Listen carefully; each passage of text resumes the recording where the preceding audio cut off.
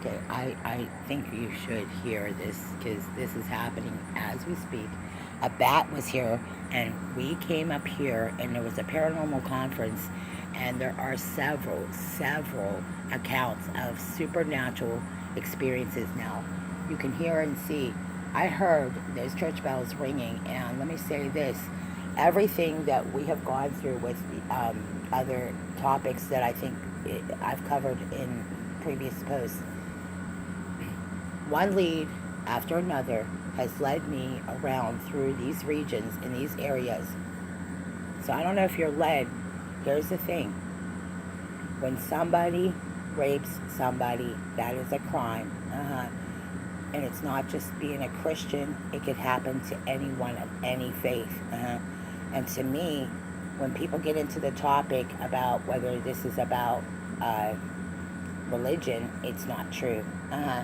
Rape can happen to anyone, any religious belief, or any person who has ever been a rape victim, including some of us who have been rape victim survivors.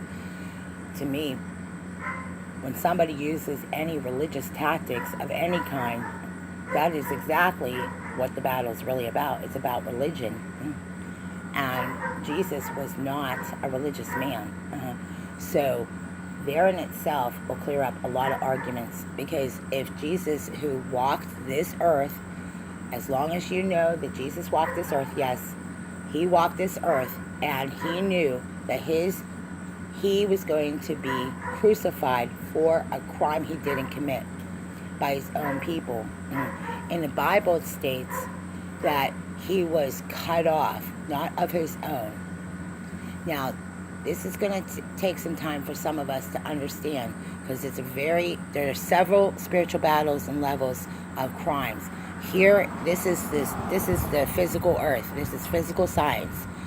What we don't understand, and we truly don't, is to the degree. First, when they say first degree, second degree, third degree, when you're looking at crimes that haven't gone accounted for. I mean, when I say there will be accountability for every crime that was committed, and it stated this in the Bible.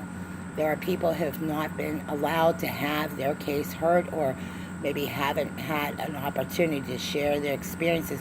When I say some of us have witnessed something, I'm not just saying this. We've had experiences with the victims. I saw something today that, provokes me to ask some real questions about what has happened in this time frame. When I think about what Christopher went through, and when I talk about topics that matter to those people who care to listen, when I tell you that a lot of these families, my dad included, they're in heaven. They're in heaven. They're with the Lord. I know that in my heart of hearts. When I was raped, I didn't have an opportunity to fight back. I know this is our opportunity to fight back and defend ourselves and defend our families, because at this point, when you look at how many topics are on social media about disarming Americans, I'll be the first one to tell you, disarming the victims is a crime. It is a Second Amendment right. It's an unalienable right to defend yourself and your family. You need to have something to protect yourselves. You cannot go through life and naively pretend like something didn't happen. There are people that have spent their lives trying to block out the memories and block out the experiences. And to me, as long as you have understanding and knowledge about what basically you need to do to protect yourself and your family, because out there in this real world, there wasn't compassion for me. They weren't sensitive to what happened to me. Do you know I was having problems going to the bathroom the whole time, the last 3 years after surgery? Instead of helping me, do you know that they left me out on the highway? Do you know my truck is still up there at Al's alignment? I have gone missing several times over this, and I'm not going to let those people take advantage of me anymore. I'm not going to let anybody abuse me anymore. I'm going to defend myself, and I'm going to win. I'm not going to be your victim. I'm not going to be your abuse victim anymore. Sodomizing me was a bad idea in Florida, Apalachicola, Florida. He will be found out for who they are. Every one of those people have been raping and assaulting family members of mine. We are going to defend ourselves, and we are going to win.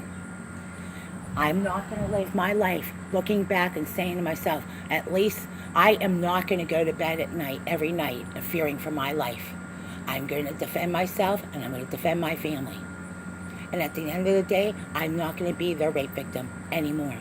In fact, the individuals responsible for raping me in Apalachicola, Florida will be brought to justice. And the individuals who conspired to sexually assault me or put a gun to my head, they will think again. Because we're not going to live our lives on the street and on the highways. They left us in a highway, literally. They weren't going to, we were led right into the woods by John Fife and his friends from the Anala Club. If it hadn't been for some individuals who gave me a few dollars, I don't know that I would even be here right now. And this is the issue. In 1976, the Catholic Church has been responsible for several rapes, including friends of mine when I was 5 years old at St. Bernard's Church. And that day in 1976, I left the school. I was in the coat. This happened in the coat room. And I know, because I remember that day, and I remember the rapes, and I remember who these individuals are. And I know they're going to be brought to justice, raping me on my birthday, sexually abusing me for a long time. And they've been waiting. They have been. And they're going to be found out. Every one of them.